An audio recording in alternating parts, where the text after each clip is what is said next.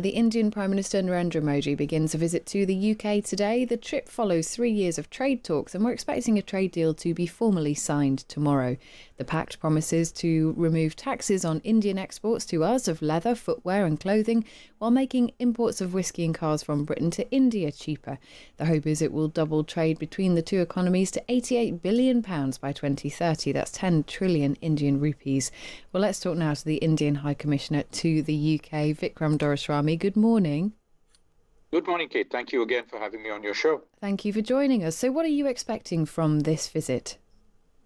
Well, it's a short but very focused visit. I think the idea is to, the work has been taken down to the wire of all of the legal scrubbing, etc., to prepare the text for the comprehensive economic and trade agreement that we're going to sign.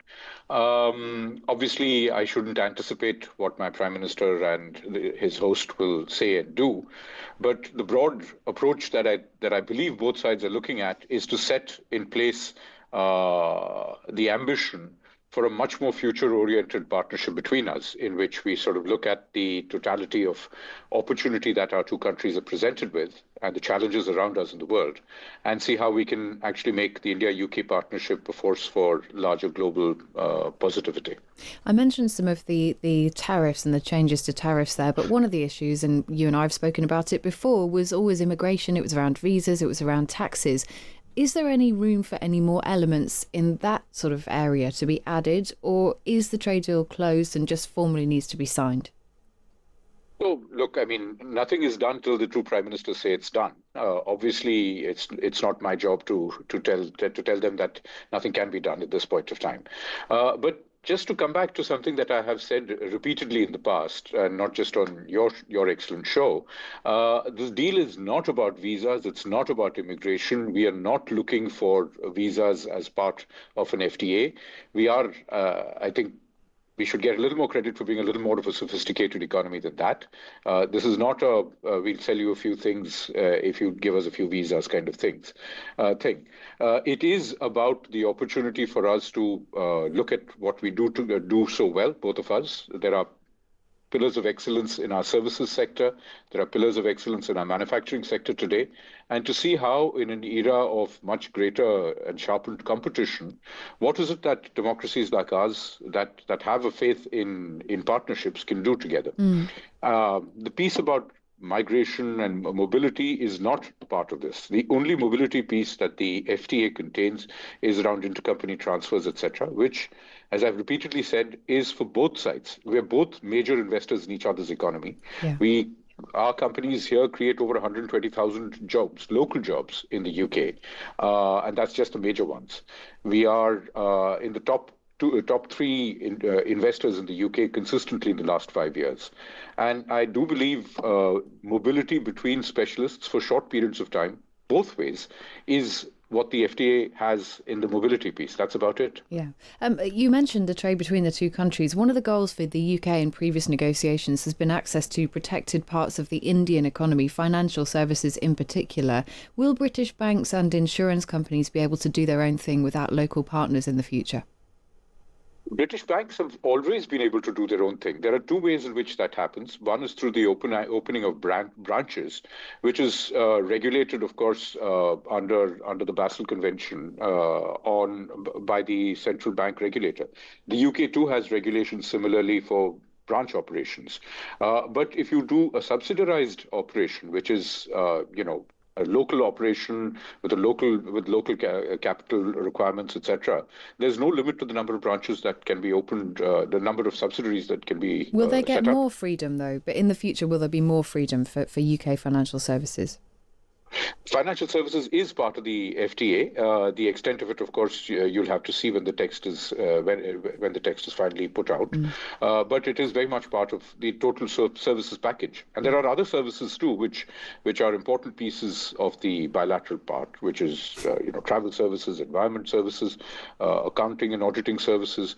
All of these are major parts of the bilateral relationship that will be developed going forward. Do you expect that the issue of Ukraine will come up? I mean, would India be willing, for example, to discuss with President Putin to end the war? India has a much closer relationship to Russia than other European nations do. Is that something you expect could be discussed today?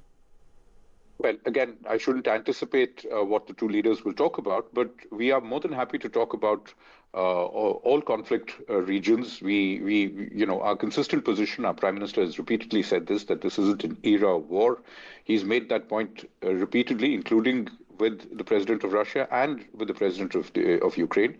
We are very keen for this terrible conflict to stop, as we are keen for conflicts across the world to stop. We definitely think it is a huge loss of life, resources, and of course, the opportunity for the world to focus on the developmental agenda. India does, though, have a much closer relationship to Russia than other nations, as I mentioned there. In fact, there's a suggestion of a new pact between Russia, India and China. Do you feel comfortable with those relationships? Because those leaders of those countries are roundly condemned by others in Europe and the UK. So, first of all, there isn't any such thing as a Russia-India-China pact. Well, there's certainly a proposal. There's a proposal for a new one. Yes, there's a proposal for a new one. No, just to explain, there was a trilateral meeting format, the RIC format. It wasn't a pact of any sort. In other words, there isn't a treaty or convention or any sort of that. It was a format in which we had our leadership, foreign ministers first, and then in the past, prime ministers too, coordinate across a range of security-related issues. That hasn't happened in a long time. But of course, look, I mean, we are neighbors of China. China is a neighbor of Russia. Russia is, a major country in terms of its geographical spread across the Eurasian landmass. It is reasonable that in all formats we coordinate our security interests. But beyond that, there isn't a framework in which we're looking at anything more than conversation around these pieces. And do you feel comfortable with the closeness of the relationship with President Putin in Russia? Put it this way: we have a relationship that is based on a number of metrics. One of these is our long-standing security relationship that goes back to an era in which some of our Western partners wouldn't sell us weapons, but would sell it to countries in our neighborhood that use them only to attack us. Second, we have an energy relationship today, which is the result of everybody else buying energy from sources that we used to earlier buy from. So we've been displaced out of the energy market largely, and the costs have gone up.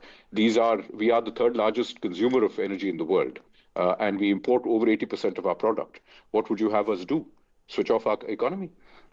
Third, we also see around us relationships that other countries maintain for their own convenience with countries that are a source of difficulty for us.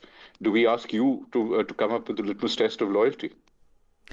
Well, I mean, there is an issue about whether or not accepting Russian oil is something that should be happening. And in fact, EU sanctions have, I believe, affected a refinery in India. I mean, do you expect that will come up in these meetings? Well, that is, of course, for our hosts to raise if they wish to raise it. But I would point out, on the other hand, that the fact that we have, we refine energy. We're the fourth largest refiner of energy in the world, and a number of countries in Europe buy the refined oil from us.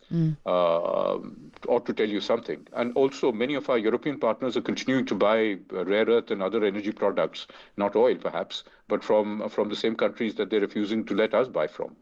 You wouldn't think that seems a little odd? Vikram Doraiswami, many thanks for your time on the programme this morning. Thank you. Thank you for having me. That is the Indian High Commissioner to the UK, Vikram Doraiswami. That's sort of pragmatic approach that India has, and it unsettled some people. But they would, he said, we've got the massive economy. We need the oil. What would you want us to do? We'll take the Russian oil because we want to keep the economy going.